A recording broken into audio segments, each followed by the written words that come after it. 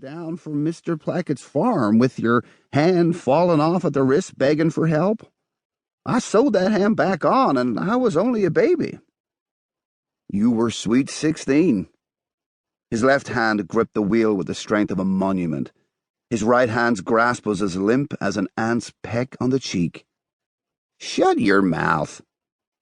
Ordinarily, he would not have allowed such language from her, but today Zeke could not find his voice. And then I gave you 7 children. I know what you did, Mary Lou. And you worked for that thing. She said thing like it was a curse. In Washington, D.C., and I nursed my babies and I prayed for you night and day. Congo, Afghanistan, Moscow. You gave me a whole heap of nightmares. Oh, Mary Lou, shush yourself, Zeke. I prayed for you wherever you were, and the angel Moroni delivered you back every time. Or Mary Lou, shush yourself, she said. And I do declare that you were the handsomest, bravest, most God-fearing Mormon in the whole valley, and I felt so honored to be your woman. She had never spoken to him like this, not in the half-century he had known and loved her. Grandma, please. Shush! And you retire from that thing, and finally I've got you where I want you. And what do? You repay me for my whole life of loving you and stitching up your hand best as I could do. You did it amazing, Mary Lou. Shut your mouth, Ezekiel Chandler. And you repay me by going rogue, by turning your back on our church and becoming an apostate.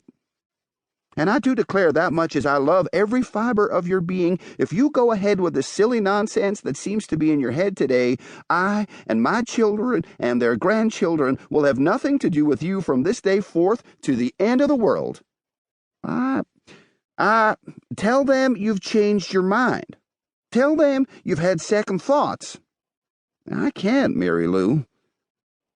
Then we better get going. He turned the key in the ignition, and the pickup lurched back onto the road and headed down the mountain towards the city. He couldn't think about the desolation that would follow the meeting. He might never see his children and grandchildren again. Instead, he quoted his favorite passage from Lermontov, which earned a rebuke from Mary Lou. Hush your mumbling, Grandpa. He rolled the phrase over in his mind, first in Russian, then in English. Restless, he begs for storms, as though in storms there is rest. It summed up his decades of service with the CIA. His mind wound back to the late 1970s and his very first mission in Katanga province in Congo.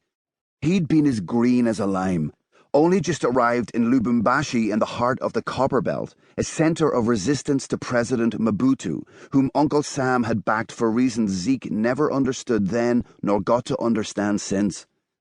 He was in the consulate, still acclimatizing to the easygoingness of the locals and the prickliness of the heat, when he got a flash message to go to the main police station. They'd caught a Soviet agent and they needed a Russian speaker pretty damn fast. To say Zeke had a gift for languages was like suggesting that Isaac Newton was not bad at math.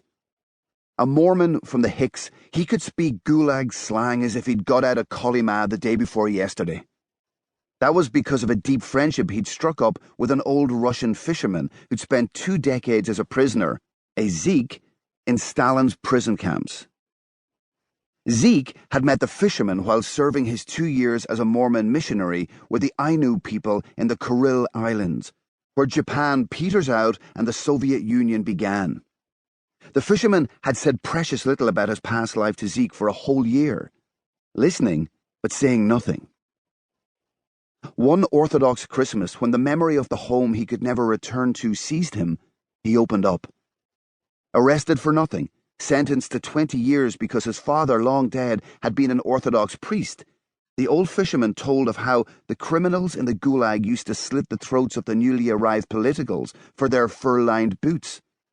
How the Zeeks had to wait until the spring thaw in April before they could dig mass graves to bury the dead, who'd been stacked together outside like so much dead wood. How he and a friend had trekked out of Siberia